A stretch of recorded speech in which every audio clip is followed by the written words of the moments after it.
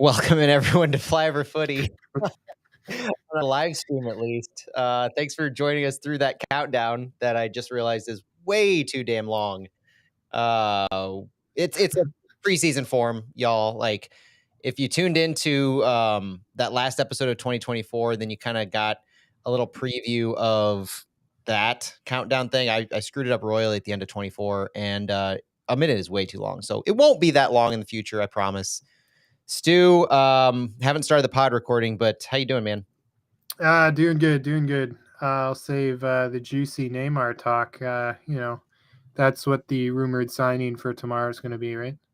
Oh, yeah, absolutely. I think Carolyn Kindle, Diego Gigliani, and Lutz are in Saudi Arabia. Do we want to I get into think that rumor? that's what Tommy Two Scoops just Willing to my splash. second favorite mustachioed American soccer reporter. If I heard correctly, I think Carolyn Kindle is willing to mortgage her stake in the Blues to bring in Neymar. Is that the rumor we want to start tonight? Yeah, sure. Why not? Let's. We'll see if.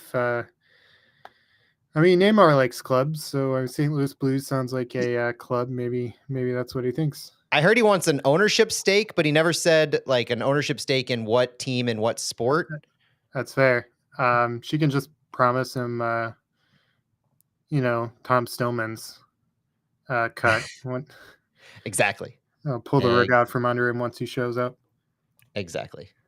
All right. Playing around with fonts on here on our live stream too. But wouldn't that be, I mean, there's no world in which you could ever imagine the ownership of St. Louis willing to do that for good and bad. I mean, like it's a ridiculous proposition, I think. And if you're a Chicago Fire fan, are you even wanting this? I mean, Chicago is kind of a different breed, though, just because you'd think, given the city, I mean, it does have, I love St. Louis, but Chicago does have a bigger branding as a city than St. Louis does, at least outside of the country. And the Fire do need some kind of splash. Like, they've got to find relevancy. Oh my gosh. I would absolutely love it if they sign Neymar, because, then he's going to play 2 games, get injured, cost them $20 million a year, and we all laugh at him. I'd love that. If you're looking to go to Chicago for the away game for St. Louis, buy your tickets before Neymar signed. I'll just say that. Yeah. As likely or unlikely as it might be, like St. Louis is going to Chicago, it's one of those things where there's going to be a chance ticket prices are going to be inflated if he does sign. So this is the if you're watching the live stream of Flyover Footy, this is my suggestion to you that will not make it on the pod. So there's that. And with that, Stu, you want to actually get going on the pod, because we actually do have a city signing to talk about at some point in this night. Yeah, let's go. All right.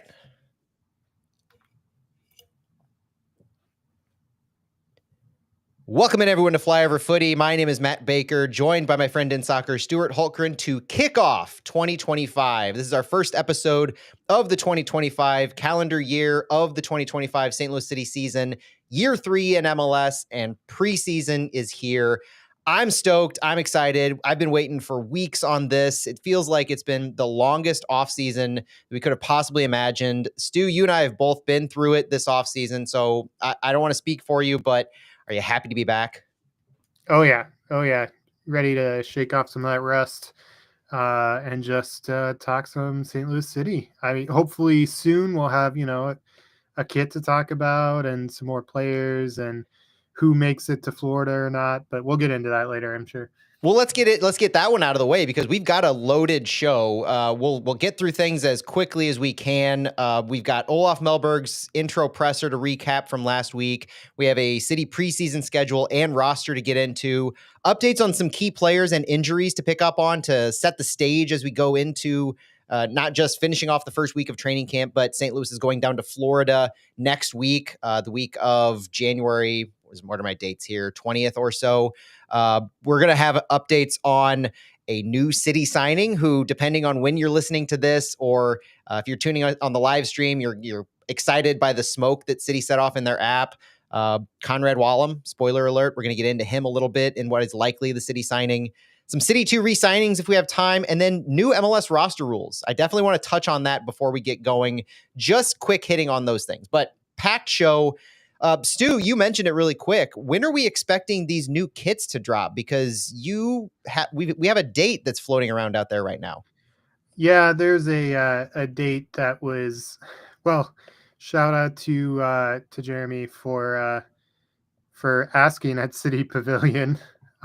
Jeremy Clement, yeah. Yeah. So and cat's out of the bag now, I guess. So Valentine's Day is what we're seeing, and I think some other things have maybe that lines up perfectly with the timing compared to last year. I think it was February 16th last year. Yep.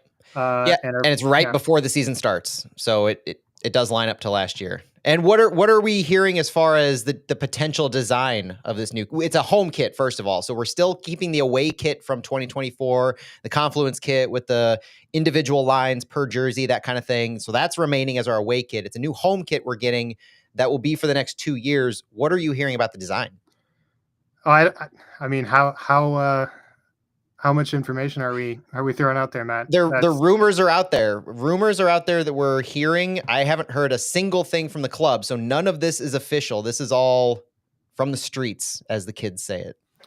Yeah, I think the rumors out there that are flying around is that there might be something to pop on this home kit after City scores a goal. There might be some sort of ode to the 1950 team. We don't know if that's stripes, which are showing up in the app on some of the club information, or a sash, or I mean, blues featured pretty prominently, so maybe there's going to be some river blue in there.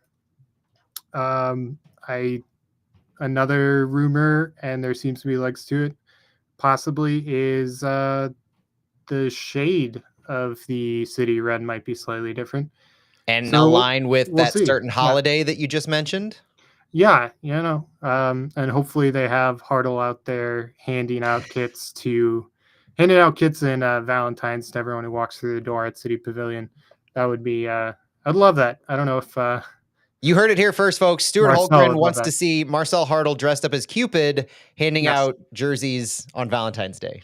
We'll see if that one comes to fruition. Now, Stu, that's a lot to think about. And I know we've got different jersey concepts out there. So take those with a grain of salt or not, depending on what you've read on social media, what you've read online. None of it's official from the club. They've done a pretty good job comparatively, especially to MLS teams, of keeping this under lock and key, because we've gotten leaks from other clubs' retail sites, Nashville, San Diego, etc., have at least leaked some version of their kit. One thing on those that I'll say really quick is every leaked version that I've seen is the replica version of the kit. So if you're looking at these other leaks from teams like on Footy Headlines, they've got a catalog of the leaks. Those are all replicas. So whether or not you care for the other teams and you're just saying, oh, these are boring looking jerseys, I'm worried that St. Louis is going to have a boring jersey, know that they're missing all of the bells and whistles, because that's the thing MLS loves to do. They've got these authentic jerseys and the replicas, and we know from our own experience that the replicas lose the little flares, the things that make them pop. Not that the thing that makes it pop will be lacking on the replica necessarily, but there are features to these replicas that are very pared down. And it's just I don't like the model that MLS does in this regard. I think that the jerseys are overpriced for the authentics as it is. And if you're making an affordable, quote unquote, jersey that loses a lot of the flashiness, it's just unfortunate. So it's a weird model to go about. But Valentine's Day, circling it back. Let's wrap this up and say less than a month from now, when we're recording on Thursday, January 16th, we expect to have a City home kit to buy in advance of the season. Yeah, to go back to how good City is at keeping these things under wraps. They do such a great job with these teasers, having people kind of, I mean, you've seen a lot of over the last year or so, just different mock-ups that people are wanting to see. And if the timeline is correct on, if you remember the Chicago Fire disaster rebrand of, was that 2019 now or whatever, it came out that I think it was an 18-month turnaround. Yes. 18-month dev cycle. Yeah, so that's what it is. So the kits for the away kits that we're going to see next February, have that design got sent in probably last September, so September, October. So that's a long time in St. Louis to keep a secret under wrap. And there's been probably 10 to 12 MLS clubs who've had their kits leaked so far, so nearly half. So bravo, hats off to the club, and impressive as always if they're able to keep the design under wraps until release day. Yeah, the release date itself, I think, is small potatoes compared to the actual design. You have to tell a certain number of people to be able to prep and plan, and obviously the inventory is getting where it is. But to be able to hold it down as well as they are, I know for a fact that City has tight grip on the retail stores in the area. They do their best to make sure that the jerseys don't find their way to the streets on these third party site or third party locations like a Rally House or a Dick's or a any of the academy sports and outdoors, those kinds of places. So kudos to the team. I echo that, Stu. Let's pivot now to Olaf Melberg. Last calendar year, we detailed who Olaf is, joining St. Louis from Sweden. But we had an opportunity. This year kicked off with Olaf Melberg's introductory press conference. He was joined by Diego Gigliani, our GM and president, as well as Lutz Pfannenstiel, the sporting director. And it was a little eye-opening. We had a little bit of depth that we learned as far as the search for Olaf, the search for the head coach, and then we had a little insight into what Olaf will be bringing to City. Gives a little bit of an insight that I want to touch on here. Some notables to me, I'll start with what Diego and Lutz had to say, that they reiterated the length of time that they searched was pretty substantial. It was from the moment that they let go of Bradley Carnell midsummer last year. That began the search. And so this was a 6-ish month search. And Olaf was consistently at the top of that list, they said. Lutz noted that a lot of teams were interested in Melberg, including the Swedish national team, which we reported last year. They had interest and he turned them down, essentially, from what we read. His previous club was based on their academy and youth, not the biggest names. They overachieved with what he had to work with. Does this sound somewhat familiar to St. Louis? There's a lot of pedigree around Olaf Melberg's development of youth.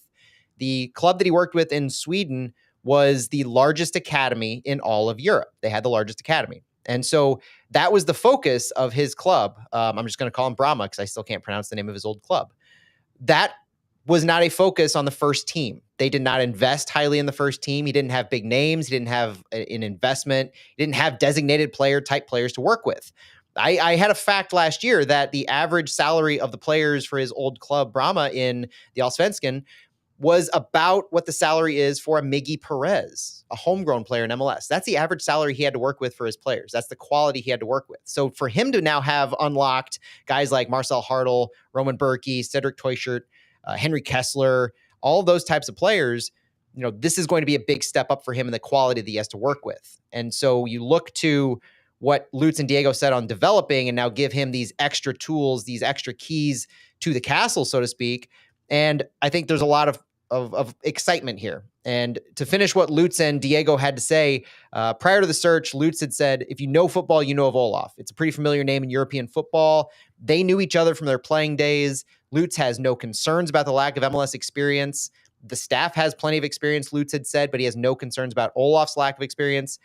Being a good player doesn't necessarily translate to being a good coach. But with Olaf, he was a leader of the team. He was captaining of the team. The potential is there. There's a very special type of quality that a team captain and a player that's revered as Olaf Melberg was as a player to translate into a successful coach. Diego noted the thousands of players in the academy that Olaf previously coached, like I said. They mentioned that they looked at age and MLS experience. There were qualities that they looked at. So it wasn't just saying we're going to go with the European guy. We're going to go with the guy who is familiar with us or from Lutz in his playing days. And then the biggest thing I think for me on Lutz and Diego is that they were bought in for a significant period of time, and nobody seemed to overtake Olaf in this search. When you're thinking about the mindset of Lutz and Diego, what are your thoughts on bringing in a guy with no MLS experience at this point in the season when Lutz had specifically said that he wasn't looking to experiment with a head coach going into this pivotal year 3? Well, I mean, bringing in a European coach who doesn't have MLS experience is always somewhat, I think, of a question mark concern, and I think there's some validity there. However, Olaf's not expected to come in here and know everything about the roster rules in MLS, which are absolutely crazy. Lutz has been here for, I don't know, 5 years now, correct? 4 or 5 years. Yeah. And regardless, he knows the forward and backward roster rules of MLS and how they change every year. So Olaf doesn't have to worry about that kind of stuff. He's had a month to adjust to, hopefully be brought up to speed on some of the difficulties of MLS in travel. And from some of the comments out there, it seems like he's aware of how difficult away travel is in an MLS season, how long an MLS season is. So, he's saying all the right things. Diego and Lutz are saying all the right things. So that's a positive. I think some people, from what I heard when he was first announced, were slightly disappointed, and it didn't seem like a overly ambitious coaching announcement. But he's a very highly regarded coach, so I'm very cautiously optimistic, shall we say. And we'll see with good tools, like you said, the designated players and offensive firepower, how Olaf can perform. That's the biggest thing to me, is that he's still unproven at this level. He had success in promotion after promotion when it comes to the Allsvenskan and the second and third tiers in Sweden, earning his club promotion from the third to the second and then to the first division in just back-to-back years. I mean, it was pretty remarkable what he was able to do, but the sustained success at the first level has never really been there. And that's where you give the caveats. Like I hate to say it, but you make the excuses. Olaf doesn't have this tenured experience as a head coach. He's not, Lutz made age jokes when it comes to Olaf about Lutz being younger than Olaf. I mean, that's kind of where Olaf is in his coaching career. He's had a measure of success in Sweden. The Allsvenskan is, when I checked the rankings, around 29th ranked football league in the world. MLS is ranked 9th. MLS is on the cusp of that top 10 leagues in the world. And Olaf is taking this next jump for himself as well. So we're going to get into what he said himself, but I think that's a good frame for this as well, is they're trusting that what they've seen is in the potential of a successful first division coach, and they're helping Olaf along in his journey as well. I think in theory, it's a perfect partnership of what each side is looking to get out of this. I don't think MLS is Olaf's ultimate destination. Just like if you're an up-and-coming player, MLS is not your ultimate destination. You're wanting to go play for a top 5 league in Europe.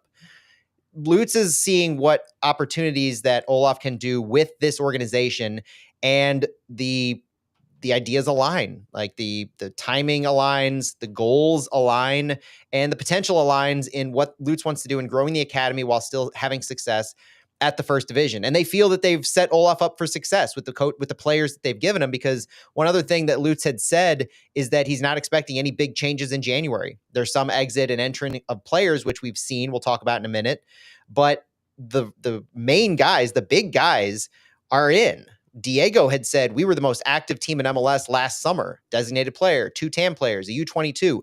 That was the majority of our work. Returning from injuries in Celio and Ostrak, all of these pieces are now going to be hopefully coming together in as complete of a fashion as they've been since we started in 2023. That's what Olaf has to work with. So from what Olaf himself said is that he picked up on a player making a good coach, and he did say that as a center back, he did feel Lutz was spot on, that a good player doesn't necessarily make a good coach, but on the pitch, in the details, it can help you. So he doesn't look at it as a make or break, as this is an automatic qualifier. You play, you can coach. But when you are a coach, after having played for so long at such a high level, right alongside the legends of Zlatan Ibrahimovic, it can help. The situations that players will be in, he said. You can see distances, relationships with those players. It details on how to approach 1v1 situations.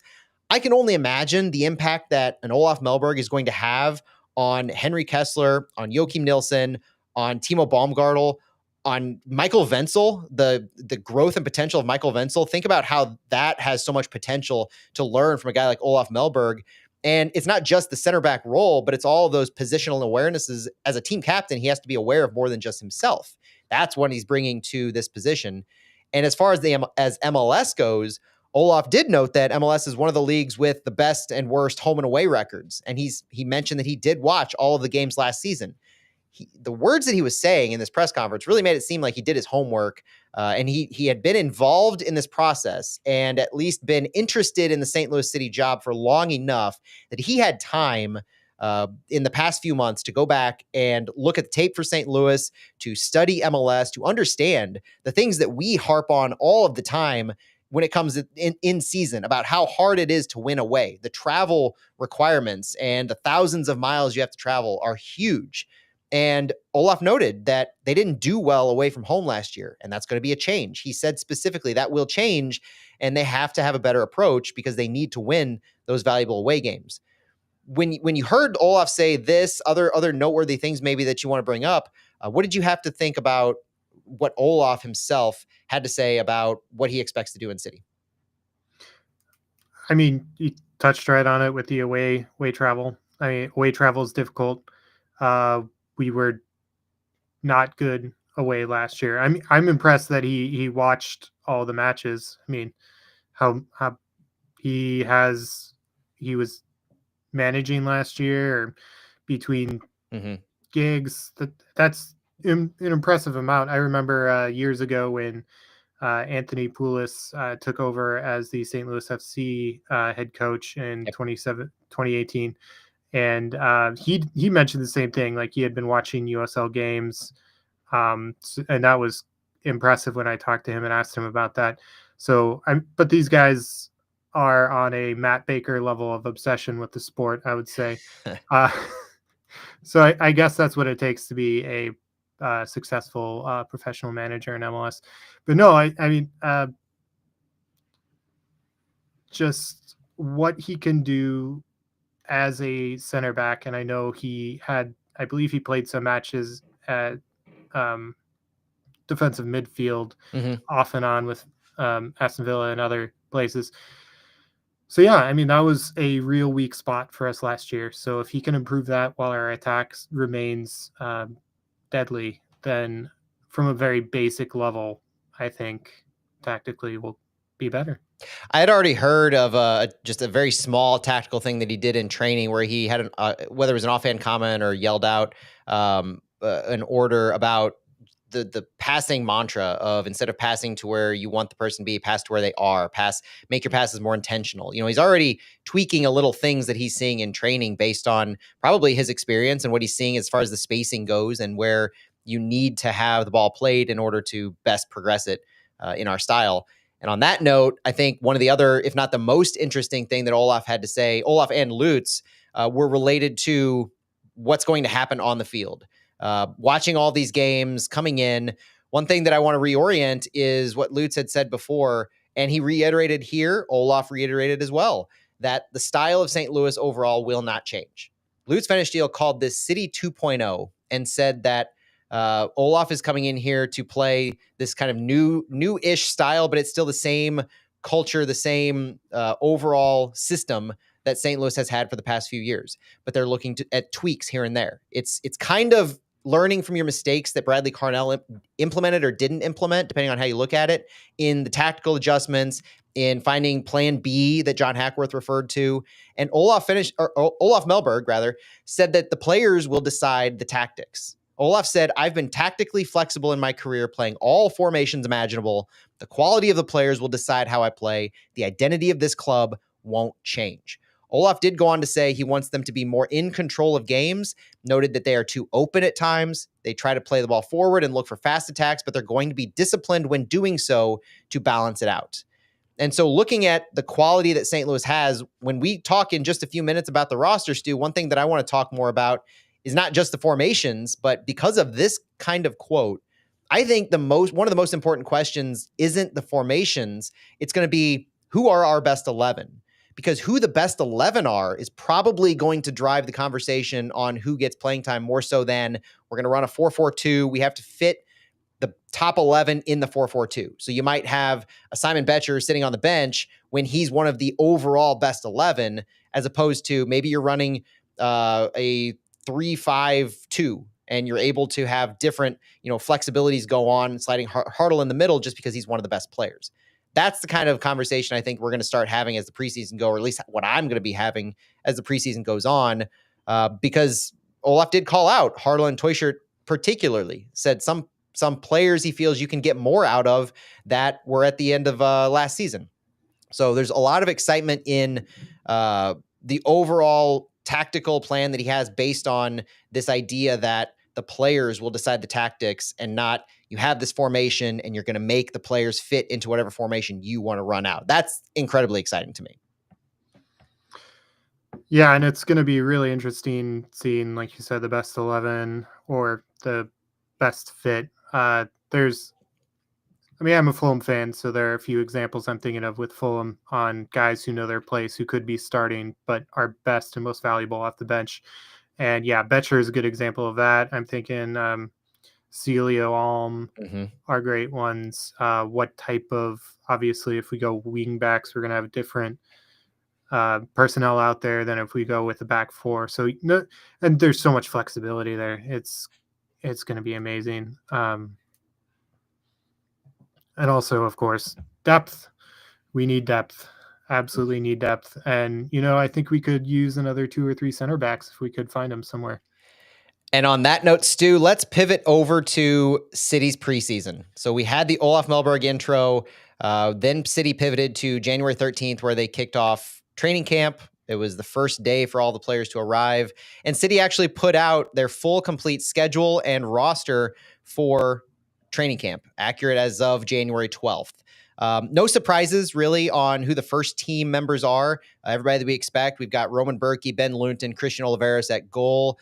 Defenders of Timo Baumgartel, Kyle Hebert, Jonas Horn, Henry Kessler, Joachim Nilsson, Jay Reed, Thomas Totland, Michael Wenzel, and Josh Yarrow. Midfielders of Rasmus Alm, Chris Durkin, Jake Girdwood Reich, Marcel Hartle, Edu Leuven, Tomas Ostrak, Celio Pompeu, Seti Teuscher, Nukvi Thoresen as of January 12th, Indiana Vasilev, Akil Watts, and forwards Simon Betcher and Jacques Klaus. City 2 has 2 representatives in training camp, and I saw them this week. Both were full participants during training of Cam Seeley, midfielder, and Brendan McSorley, forward. The draft picks are a full go, except for Emil Jaskalainen, who is dealing with some visa issues right now, getting all that sorted out.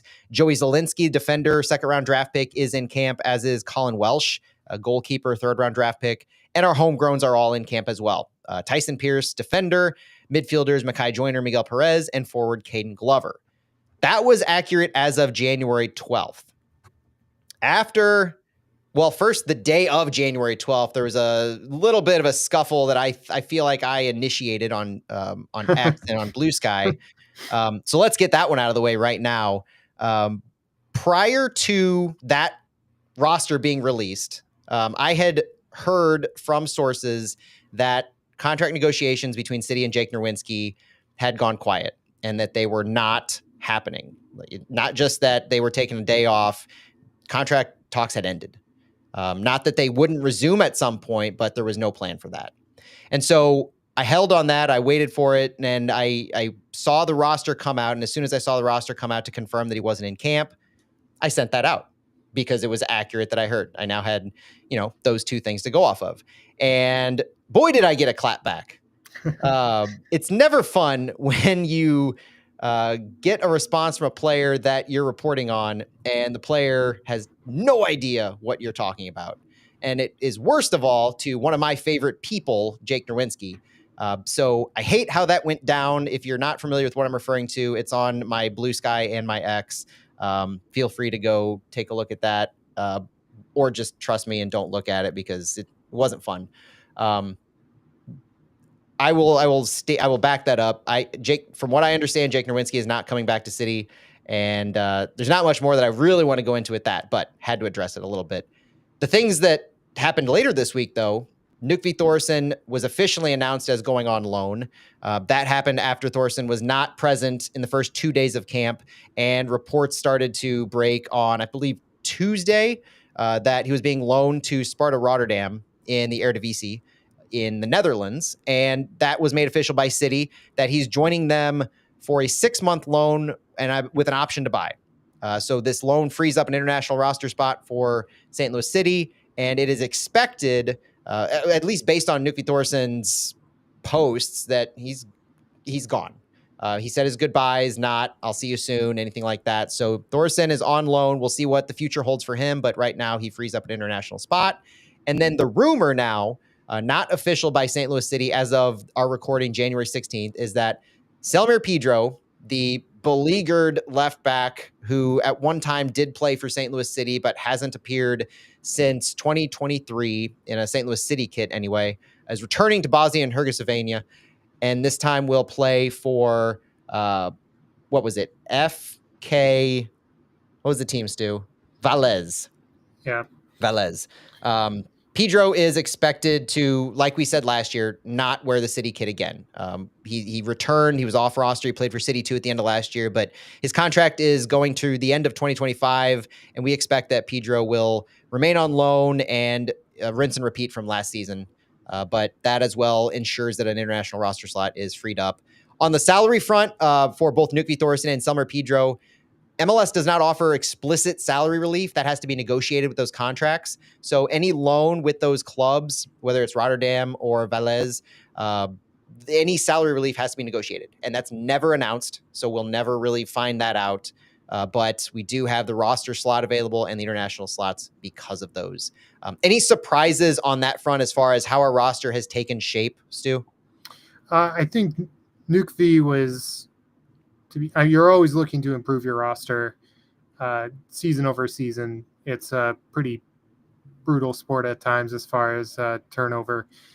Nukvi was the obvious one who you could upgrade in his spot. He's shown flashes, but he's never quite delivered to the level that I think a lot of us would have liked. Great, nice guy, just like Jake Nerwinski. So the loan did not surprise me. The Pedro loan is surprising to me just by the fact I thought we were going to bury him in City 2 until his contract ran out. Selmir Pedro was the first St. Louis City player that was signed, for those who don't know. And we signed him for transfer fee was 300,000 euros. And that was in February 1st, 2022, I believe. Yep. Yeah, so he unfortunately never worked out, but he had an absolute banger of a goal against Chicago Fire 2 in 2022. So for City 2. For City 2, yeah. Go and look up that goal and don't look at the U.S. Open Cup match against Chicago Fire the next year when he did not play quite as well. Nobody wants to see that. Yeah, so I've actually been surprised there's not been more outgoings to this point. It seems with 7 center backs that one would be going out, but there's still time for that, and I think we might talk about that a little bit more in depth later.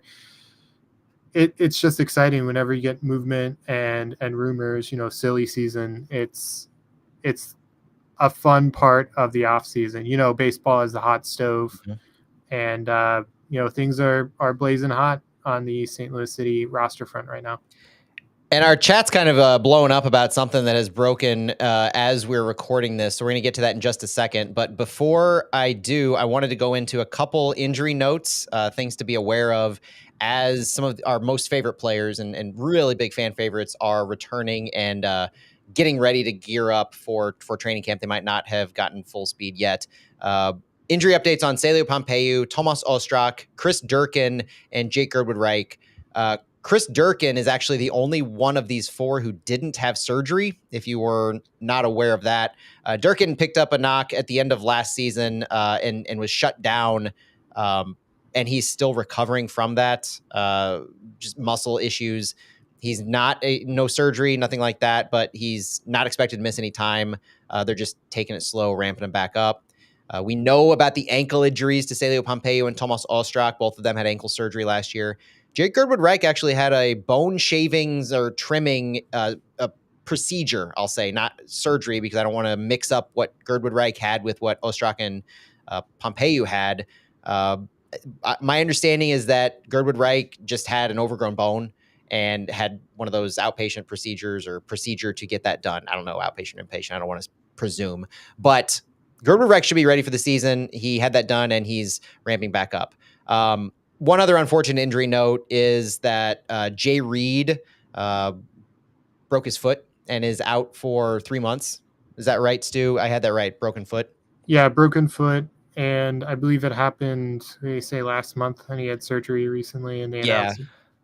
And on an individual training session in New York. So this wasn't like last season where he started training with City and then something happened at City training. Let's not put that on us right now to start this year. It's way too early for that. This was on his own in New York, just an unfortunate individual issue that happened. And so Reed is going to be out until around April or so, I would say. So we're going to be without him. Wish him well in his recovery because he has a spark and he's got some amazing ball handling skills that I know we can and will take advantage of when he's healthy. So speedy recovery to Jay Reed. The other note is that my understanding is that there is one player in the process of getting a green card. Speculation right now, I think, for me anyway, is either Jake Girdwood-Reich, Rasmus Alm, Marcel Hartl, or Seti Toyshirt. Girdwood-Reich isn't at camp, and that's kind of a sign-ish because Celio Pompeu, Chris Durkin, and Tomas Ostrak are all at camp, rehabbing, depending on what phase of their recovery they're at. Girdwood-Reich is the only one not here. And so that's a little bit of a sign to me, maybe. But any thoughts or speculation that you want to give on of our international players who may be most likely to use to be getting a green card? I mean, that there's a lot of things that factor into that. I think on a personal level, if they're interested in taking that step, I think it makes you a lot more appealing as a player to other MLS teams. Yep. Honestly, don't know. I mean, all timeline wise would make the most sense to me, just because he's been here the longest and it can be a time consuming process. I think the rest of our green cards have been, I don't know, about 18 months. Does that sound about right since arrival? Yeah. It's a process. I mean, it takes a while, and you have to be committed. Edu Leuven, Tomas Ostrak, Joachim Nielsen, they can all attest. Leuven and Nielsen missed some time at the beginning of camp last year because they were, among other things, dealing with the green card issues. You have to go back to your home country in order to get it. So that's a thing right there, depending on, Girdwood-Reich had jet lag issues last year when he arrived. And so to put himself through that at this point in the season could be notable if it ends up being JGR. One thing I'll add on this is I was thinking about this, Stu. I'm going to do something fun. We're going to do a giveaway over the next week, and I think I'll probably start it tomorrow, maybe on X and Blue Sky, that if you guess correctly the player that will be getting a green card, now assuming somebody gets a green card, if you guess correctly who that player is, you'll be entered to win something. Maybe it's a scarf, maybe it's a shirt. I don't know, but we'll give you something. It's a fun little giveaway we'll do. Before we move on to probably the news of the day / night, I wanted to add two on timelines for Celio and Ostrak. So Durkin and JGR, they're progressing. We don't have specific times on when they're going to be taking the field yet. But we did hear that Celio Pompeu is said to be ready for Florida, which the team travels to this coming week.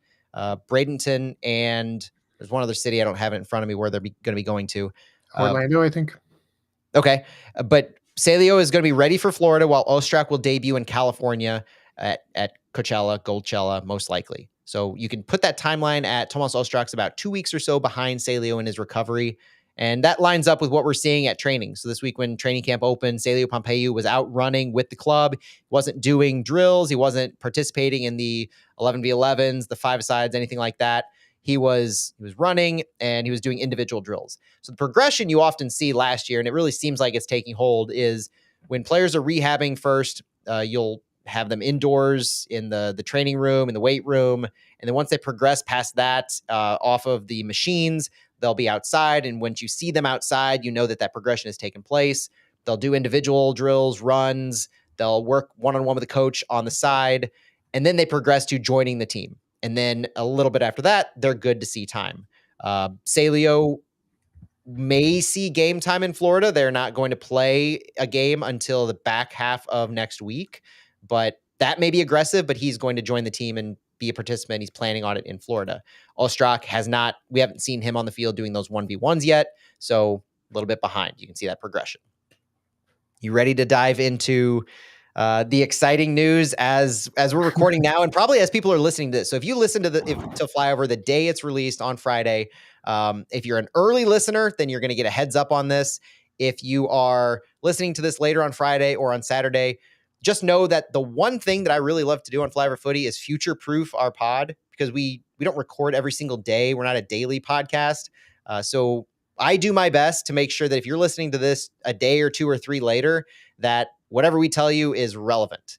And I am fairly confident. And by fairly, I mean, I did it once last year and I was right. I'll just go ahead and do it this year because I feel that confident, especially with what's going on in chat and what I've seen online during our recording.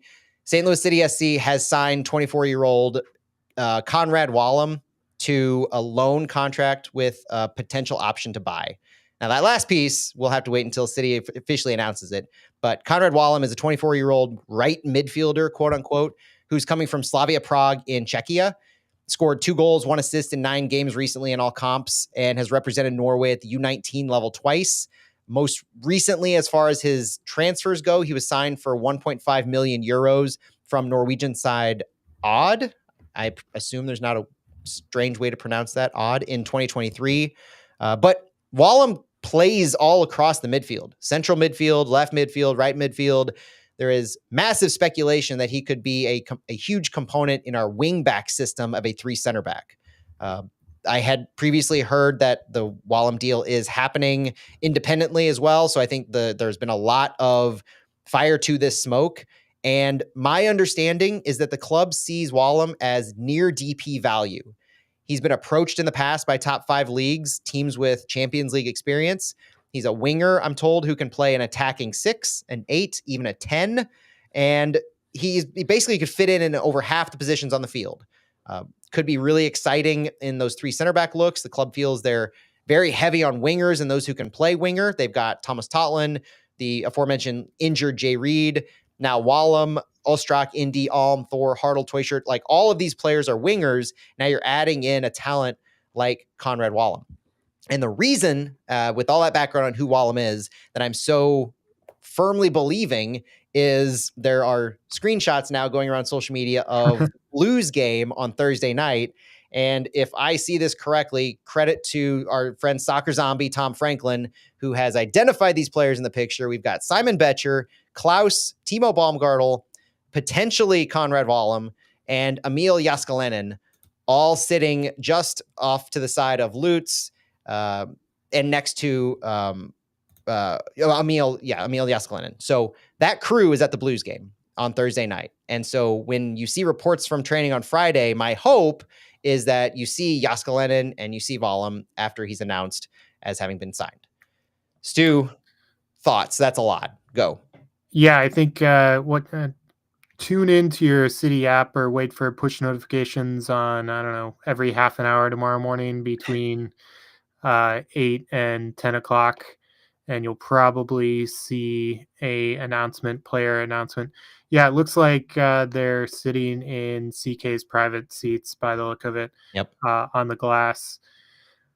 Yeah, no, that's exciting. Some bonding. Now we got to ask Wallem he's Norwegian.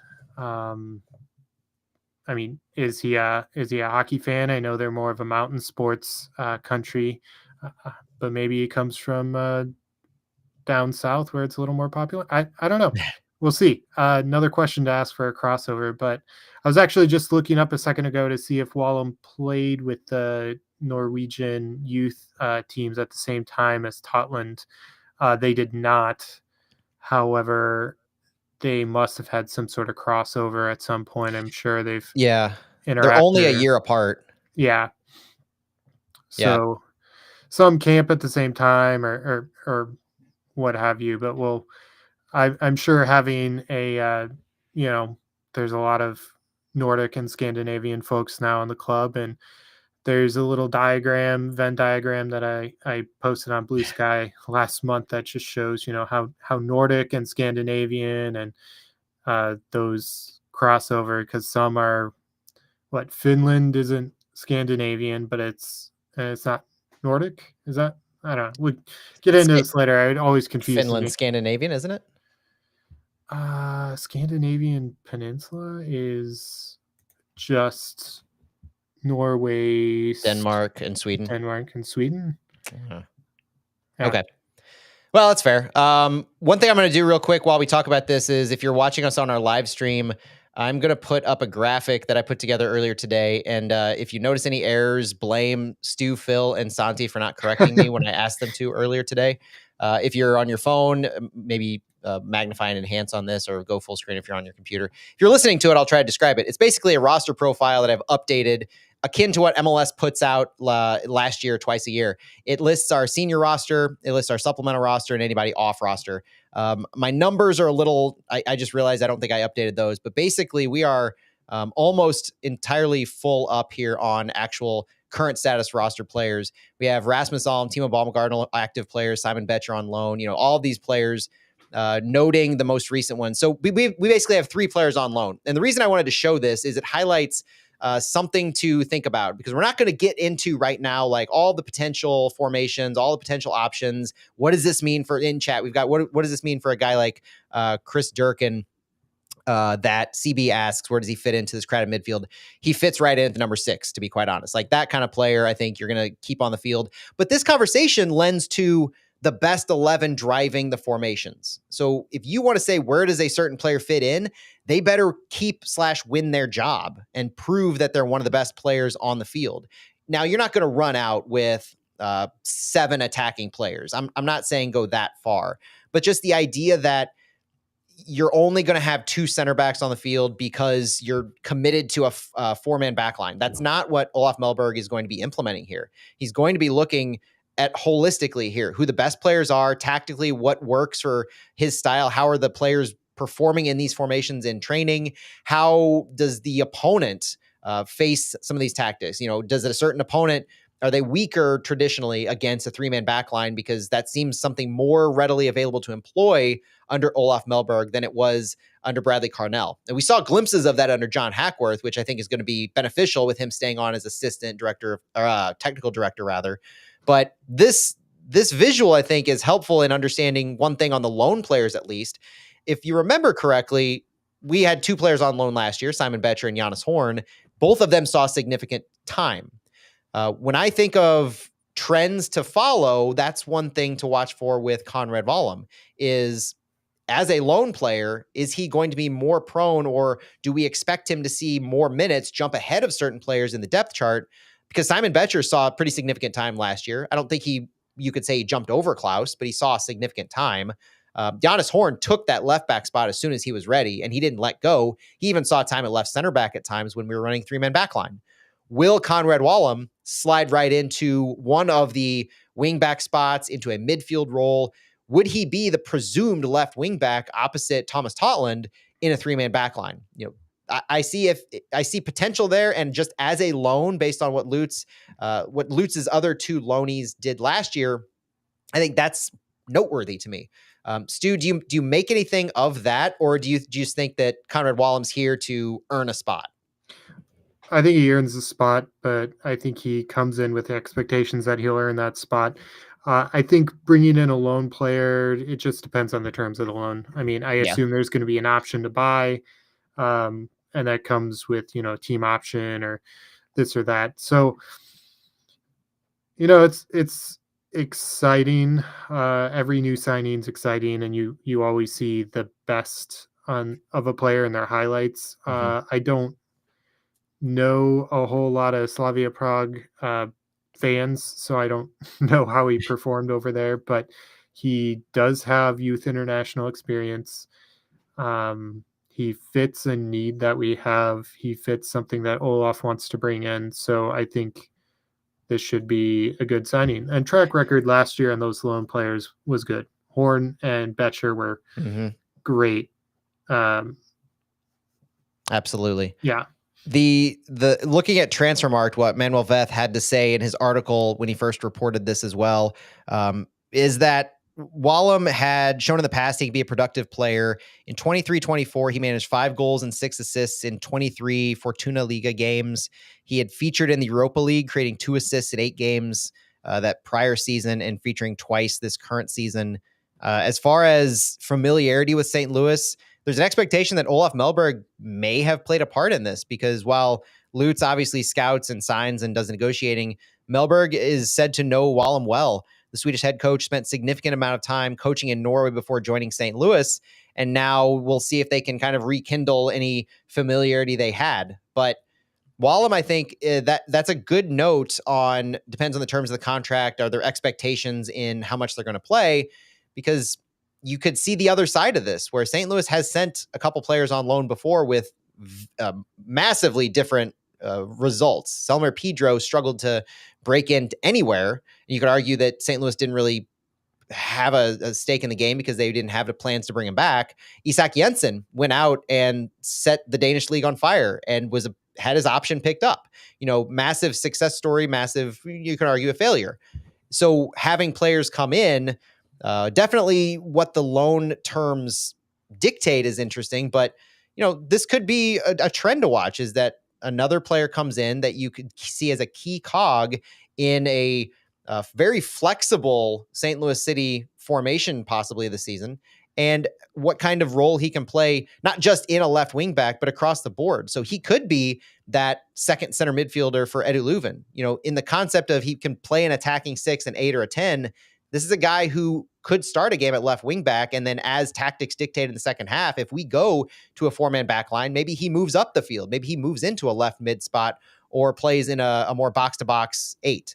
That is a valuable asset to have in a player who we don't have very many of those. I think we have center backs who are center backs. We have, a Gerdwood Reich who can play defensive midfielder, center back. Durkin can drop back into a 3 center back if we need him to. Leuven can move up, but you're talking about a winger who can move into the middle and move up in the middle. That seems to be one of the most versatile players that we are probably going to see on St. Louis. So where he shakes out in preseason is going to be exciting. And worth noting, too, that he will take up, at least our understanding, is he will take up an international roster slot.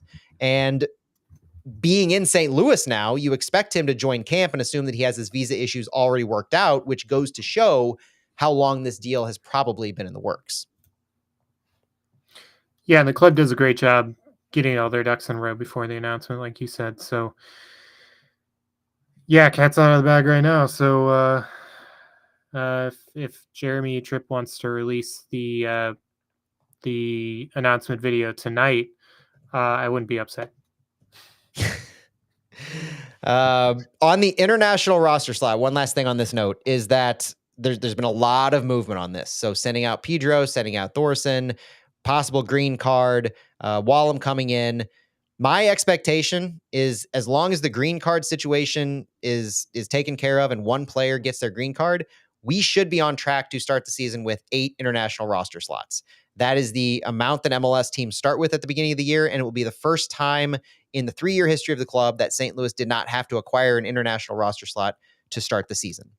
That's a win right there, is the roster building year over year. This is the kind of progression you want to see. You want to get players bought in to help out, get your green cards, to not stock up on international players year after year to where you're continuously spending that valued GAM to have to acquire all these slots, to go in at or below where you need to, spend your money elsewhere. Get these players under contract, build them into the system, and keep going. Exciting stuff. And another thing with roster or international roster slots, when you sell them or trade them, they're traded on an annual basis, and they're split. I think it's divided. There's 241 divided across 30 clubs this year, and it's an odd number, and not every club has the same amount to start the season, because twice in the history of MLS, clubs traded an international roster slot in perpetuity. That was Real Salt Lake, I believe, gave up one. And was it Houston? Houston. I know Houston gave up one, because Houston's been talking about that this preseason, candidly saying how screwed they were by that move, and it continues to haunt them and cost them thousands and thousands in GAM. Yeah, it's just absolutely. I mean, it's one of those crazy things. MLS is a weird league, and yeah, RSL traded theirs away in 2005, so it's 20 years later, and they're still working with one less international slot. So yeah, I had heard I had heard a rumor that MLS was going to give them back their international slots after all this time and just say you've paid your due at this point because of how valuable they are. That's just a rumor, though. Yeah, I mean, well, yeah, they should probably give the rest of the league like a 1 year notice or something, but Yeah, MLS would probably release a roster update in September of this year and just say, "Oh, RSL and Houston have, an extra international slot or something." Or they should try being Miami and they would have gotten that roster slot back by now. But right. Anything else on the current roster, Stu? I think we've said all we need to say for now. Obviously, this is going to be a developing story in how this roster shakes out. If there's any last minute things to know as camp starts, but this is the roster that St. Louis has going into Florida, more or less, and it seems like it's taken pretty firm shape. I'm not really expecting or seeing much more movement after Wallem is officially announced, and that puts St. Louis in a pretty full up spot uh, going into camp, and it gives them a full preseason for this entire roster. You're not really looking at even Emil Jaskelenin, the first round super draft pick, is in town, so that's big to get him alongside everybody else. Full roster, minus Jay Reed. Everybody else is going to Florida. It's great news, and I think this is going to be huge for building that chemistry, camaraderie, having two of these camps dedicated where you don't have anything else. I mean, their players are away from their families. They're focused on building the team chemistry and building everything that they need to carry forward into the season. That's having everybody is going to be huge for that. yeah, and St. Louis City is not alone in making some moves. There's a lot of clubs in MLS. It's been a busy week Yeah, who are signing players, on the verge of signing players. I saw in the chat someone referenced the rumor, which seems to be true, that Wilfred Zaha is joining Charlotte Charlotte. FC. They were rumored to be trying to make a big splash this offseason, so that kind of lines up. He would be joining from Galatasaray. Um, Which is weird because wasn't he on loan with like Lyon or something? And so like they recalled him from his loan to go out on loan again. Yeah, well, I'm sure the terms and the money's better, maybe an obligation to sign or something. Hmm. Uh, yeah, I mean, that's an interesting career. He's stayed so long at Palace and could passed up on Yeah. better opportunities, and now he's at the greatest opportunity of all, which is to play in the Baker Cup whenever we play Devas- Charlotte Devastated FC that we're there. not playing Charlotte this year. We'll have to find him in the US Open Cup or something. Yeah, we'll find him somewhere. Of course, Chicago Fire, Joe Mansudo and Craig Berhalter are supposedly in Saudi Arabia right now, trying to talk to Neymar. Conflicting reports. Yeah, Neymar's current club sporting director said Neymar's not able to perform to the level he needs to or they're My accustomed to. goodness. They spent $200 million on Neymar. He's played 7 matches in Saudi Arabia, so I Disaster. understand if they're upset. I would be. Austin FC, I believe they haven't announced their signing yet, but they signed a young, is he Bulgarian or I think there's player some. from uh, Instituto ACC. Mhm. He's a U22 player. I think they're spending 9 million on him. So yeah, there's a lot of movement going around the Big league. moves around the league. Yeah, and of course, RSL is selling all of their players, so we get to play them early on in spring trainings And or San training camp. Jose is going to Yeah. look like a completely different team. Joseph Martinez, Chicho Rongo. Mhm. It's going to be a different year, that's for sure. And Oh yeah, yeah, and City is not the only team, not the only part of St. Louis City organization that has been signing players. City 2 announced some re-signings I want to get to before we go. Dita Armstrong returns. Ryan Betcher, Larson Hackworth, Mateo Kidd, and Gabriel McKenna. Each player signed through the 2025 season and were members of St. Louis City 2 last year. And this is a big core of the team that they're bringing back that will complement the couple players I think that they had left over from that they had already returned. I think they had a couple players returned at the end of last season. Yeah, it looks like they exercised contract options for Juan Kuzain, Seth Antwi, and Cam Seeley. Seeley is with City right now in camp. And so that's, 8 or 9 or so, about 8 City 2 players that we know are playing there. And that goes along with some of the supplemental roster players for St. Louis City, who will see time, no doubt. Some of the homegrowns, players who just need minutes. So we're seeing City 2 come into focus as well. And one other thing, as far as rumors go, is there is a rumor for City 2. Yasiel Orozco, a 20-year-old center back, center defensive mid, was on a homegrown deal with RSL for a few years. He was signed when he was, I think, 16 back in 2018. He had a homegrown deal with RSL, played a couple matches with them for their main club in 2022, I believe, and then basically went out on loan. He played for the Real Monarchs in MLS Next Pro, and then went out on loan to a couple places, including winning the Northern Ireland Premiership, I understand, this past season.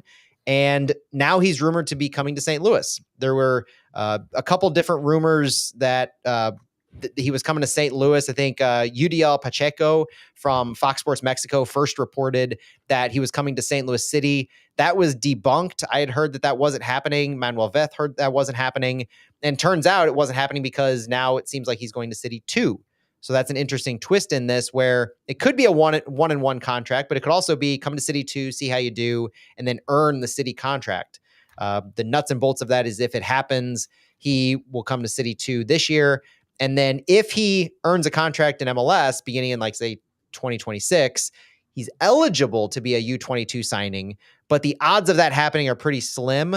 We don't have very many players who we get to have this discussion for, Jay Reed being one of them, but the idea that you're signed to a homegrown contract in MLS, you are allowed to sign one more contract and be classified as a U22 player. That is what happened with Chris Durkin, actually. Durkin signed a homegrown contract with DC United, left, and when he came back to DC United, he signed a U22 contract. So Yasiel Orozco is eligible for that, but because he would be coming to St. Louis, the organization, on a free transfer, presumably, and his value on Transfermarkt is like $125,000. The salary hit for a U22 contract is $200,000 based on his age. Not likely to happen. Just something to be aware of. Yasiel Orozco, 20-year-old, could be playing for City 2. Worth keeping an eye on because of this potential to move up to City. And last year, Jay Reed was a perfect example of a guy who signed and moved up. Signed with City 2 and then moved up as he impressed and showed a need. And previously, guys like Vitor Diaz, who didn't sign with City, but really impressed at City 2. And of course, Celio Pompeo, who played and signed with City 2, bypassing the MLS Super Draft. And then he, of course, signed a City contract. Yep. Yep. Good to keep your eyes on the City 2 guys. Absolutely. Stu and I talked earlier that we were going to try to keep this one short to intro the season. Both of us are still in preseason form ourselves. So we're going to save most of the new MLS roster rule talk for next week. We're going to have another pod next week. I think we're going to try to get back to at least every week with matches starting in preseason, reports from training, reports from camp in Florida, and just overall news that's probably going to be going on with City. There's going to be plenty to talk about for at least a segment for the pod. So we'll hit the roster rules next week. Maybe Phil will be able to join us. I know he had some youth soccer obligations that he couldn't be with us this week. Santi will be back at some point this month from his vacations and his time down in Colombia. So we look forward to getting Santi back as well and diving into the cash for player trades, the second contract buyout, GAM expirations, off roster homegrown changes, outgoing DP loans, and overall roster contract construction model declarations. All of that will be covered in full next week. If you have any questions on those, feel free to reach out. But Stu, any final words on City, on Wallem, on Jaskalainen? Exciting to get these guys into camp and the likely announcement that we're going to have on Friday. I mean, Jaskalainen's a whole separate thing who I'm really excited to see. Yeah. All these super draft guys are always interesting. I'm a sucker for American sports drafts, as silly and kind of dumb as they are. No, just excited about Go City, and let's see how spring training goes. That's right. All right. For Stuart Holgren, my name is Matt Baker. Thank you so much for joining us on Flyer Footy to kick off the 2025 season with our preseason look. And we look forward to being with you every single week and more once the season starts. Thank you so much, and we'll talk to you later. And we're out. Thanks everybody for joining us on the live stream too. This was, I know for me, it was much needed. I'm excited to get back and just talk soccer, dive into it. I forgot to mention it on the actual pod recording, but if you're still watching us and you're not doing anything this Saturday, the Luligans are having their AGM, annual general meeting. Is that what it stands for, Stu? Yeah. Yeah, the annual general meeting to talk kind of all things related to their supporter group, their plans. But it's also just a fun time to come hang out with soccer friends. Like, you don't have to be in the Luligans to come hang out. You don't have to be at a supporter group at all. I know in the past, there had been members of the city front office, the obviously the St. Luligans, members of other supporter groups show up. It's just a fun time to come out and have one of the kickoffs, because we had a kickoff of sorts with the Luligan AO charity game a couple weeks ago now at this point. It was good seeing you there, Stu, and it was I'm glad that the snow held off and it was cold, but it was fun to play. But anyway, 1 p.m. on Saturday at Schlafly Tap Room. If you can make it, come say hi to us. Stu, I don't know if you're going to be there, but I'm hoping to. Yeah, I'll be there. And I don't think I'm going to be talking TIFO stuff, but there will be TIFO talk. So if anyone's interested in helping out with that, of course, every supporters group this year is going to kind of do their own thing and different TIFOs, and excited about what little I've heard about some of the other groups. So should be a good year, should be a good kickoff, and always excited to support Schlafly. So that'll be in the second floor. It's usually in the second floor of Schlafly. That event space upstairs. And one other bit of news that I forgot to get to, thanks Jerry Hayes for reminding me. So this will be you either saw it online or it'll be a YouTube specific thing or Instagram, wherever you're seeing this. St. Louis has a new assistant head coach, Azrudin Valentik, who had previously worked with Olaf Melberg at Brahma.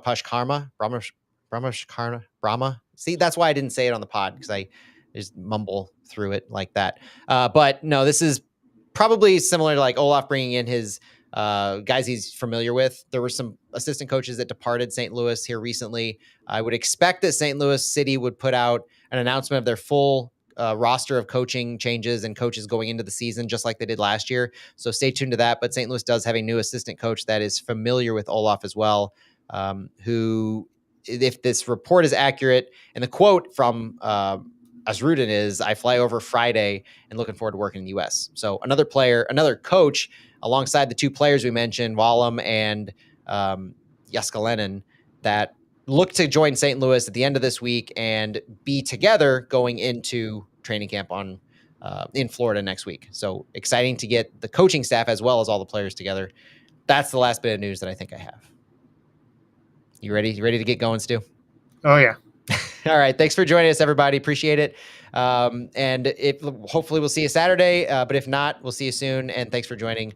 Talk to you later.